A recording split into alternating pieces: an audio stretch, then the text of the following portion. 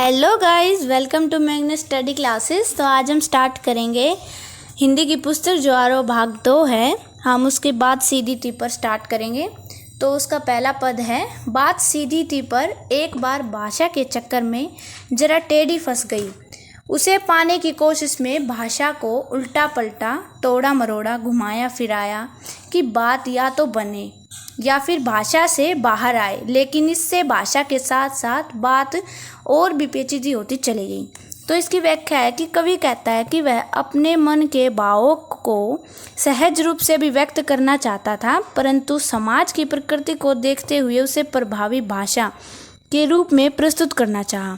पर भाषा के चक्कर में भावों की सहजता नष्ट हो गई। कवि कहता है कि मैंने मूल बात को कहने के लिए शब्दों, वाक्यांशों, वाक्यों आदि को बदला, फिर उसके रूप को बदला तथा शब्दों को उलट पलट कर प्रयोग करके देखा।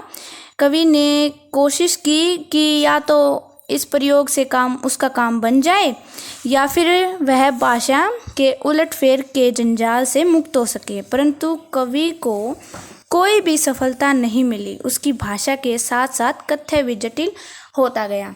तो अब हम अगला पद स्टार्ट करेंगे।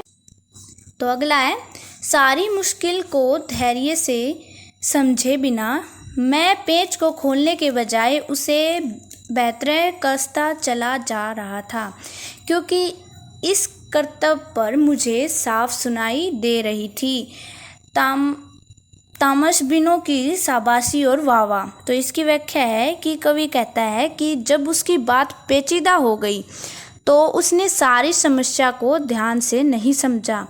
हल ढूंढने की बजाय वह और अधिक शब्द जाल में फंस गया। बात का पेच खोलने के स्थान पर टेढ़ा होता गया और कवि उसे अनुचित रूप से कसता चला गया। इससे भाषा और जटिल हो गई। शब्दों के प्रयोग पर दर्शक उसे प्रोत्साहन दे रहे थे, उसकी प्रशंसा कर रहे थे। तो आगे है कि आखिरकार वही हुआ जिसका मुझे डर था। जोर जबरदस्ती से बात की चूड़ी मर गई और वह भाषा में बेकार घूमने लगी। इसकी व्याख्या है कि कवि अपनी बात कहने के लिए बनावटी भाषा का प्रयोग करने लगा। परिणाम वही हुआ जिसका कवि को डर था। जैसे पेच के साथ जबरदस्ती करने से उसकी चूड़ी समाप्त हो जाती है, उसी प्रकार शब्दों के जाल में उलझकर कवि की बात का प्रभाव नष्ट हो गया और वह बनावटीपन में ही खो गया। उसकी अभिव्यंजना समाप्त हो गई। तो अब हम अगला पद स्टार्ट करेंगे।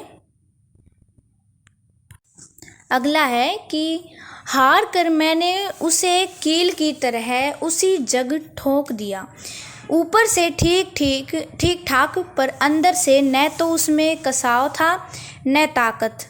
बात ने जो एक शरारती बच्चे की तरह मुझसे खेल रही थी, मुझे पसीना पोंछते देखकर पूछा, क्या तुमने भाषा को सहूलियत से बरतना कभी नहीं सीखा?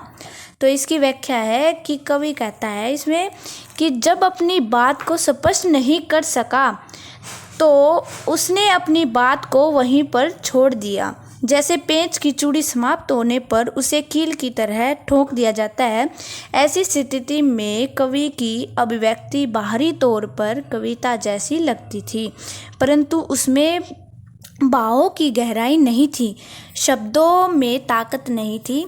कविता प्रभावहीन हो गई। जब वह अपनी बात स्पष्ट न कर सका तो बात ने शरारती बच्चे के समान पसीना पोंछते कवि से पूछा कि क्या तुमने कभी भाषा को सरलता, सहजता और सुविधा से प्रयोग करना नहीं सीखा? तो हमने ये पूरी कर लिया है बात सीधी थी पर। इसके सारे पद हो चुके हैं। तो थैंक यू।